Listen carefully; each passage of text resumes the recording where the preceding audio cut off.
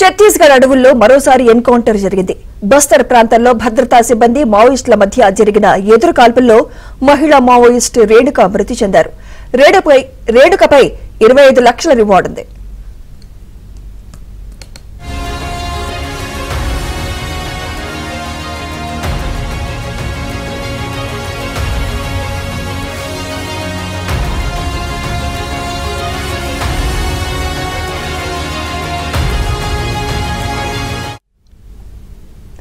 దంతెవాడ, బీజాపూర్ జిల్లాల సరిహద్దుల్లోని అటవీ ప్రాంతాల్లో మావోయిస్టులు నక్కినట్లు నిఘా వర్గాల నుంచి సమాచారం అందింది. దీంతో డీఆర్జీ సిబ్బంది యాంటీ నక్సలైట్ ఆపరేషన్ చేపట్టారు. ఈ క్రమంలో మావోయిస్టులు కాల్పులకు తెగబడగా భద్రతా సిబ్బంది ఎదురుకాల్పులు జరిపారు.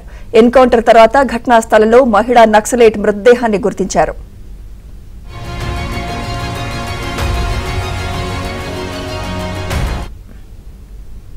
ఇదే అంశంపై మరింత సమాచారం మా ప్రతినిధి రవి అందిస్తారు. రవి, సుమిత్ర, వరుస ఎన్కౌంటర్ తో మావోయిస్ట్ పార్టీకి కోలుకోలేని ఎదురు దెబ్బ తగ్గుతున్న పరిస్థితి. ఇవాళ బీజాపూర్, దంతెవాడ జిల్లాల సరిహద్దులో జరిగిన ఎన్కౌంటర్ లో కీలక మహిళా మావోయిస్ట్ నేత, దృఢకారణం స్పెషల్ జోనల్ కమిటీ సభ్యురాలుగా ఉన్న రేణుక అలియాస్ భాను హతమైనట్టుగా పోలీసు వర్గాలు సమాచారం అందించాయి.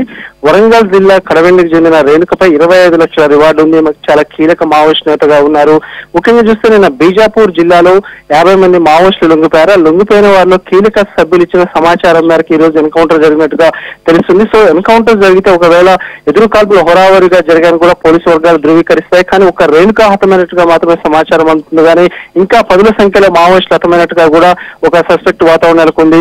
ఓవరాల్ గా చూస్తే ఈ రోజు మార్చి 31, వచ్చే ఏడాది ఇదే మార్చి 31 నాటికి స్పాన్ ఆఫ్ ఈ 1 year లో ఆపరేషన్ కగార్ డెడ్ లైన్ ముగుస్తుంది. దేశంలో మావోయిస్ట్ పార్టీ లేకుండా కూకటి వేలతో పెగిలిస్తామంటూ కేంద్ర హోంమంత్రి అమిత్ షా ఏదైతే శపథం చేశారో ఆ శపథంలో భాగంగా ఆపరేషన్ చాలా దూకుడుగా ఉంది కగార్.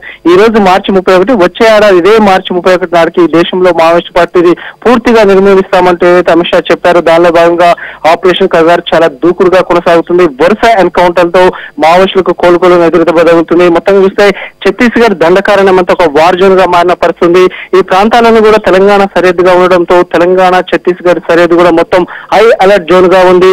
ఛత్తీస్గఢ్ లో తీవ్ర అణచివేత ఉండడంతో మావోయిస్టులు తెలంగాణను ఎంటర్ అవ్వకుండా తెలంగాణ గ్రౌండ్స్ కూడా చాలా అప్రమత్తంగా ఉన్న పరిస్థితి. మొత్తం చూస్తే ఈ రోజు జరిగిన ఎన్కౌంటర్ లో రేణుక అలియాస్ భాను హతమైనట్టుగా పోలీసు వర్గాలు ధృవీకరించాయి.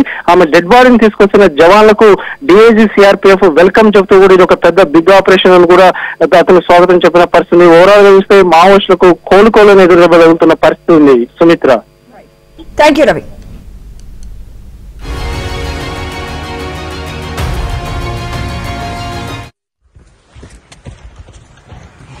चलो बहुत बढ़िया, सुनाई आ जाओ सब लोग। बहुत बढ़िया बेसन समझ मारे बात।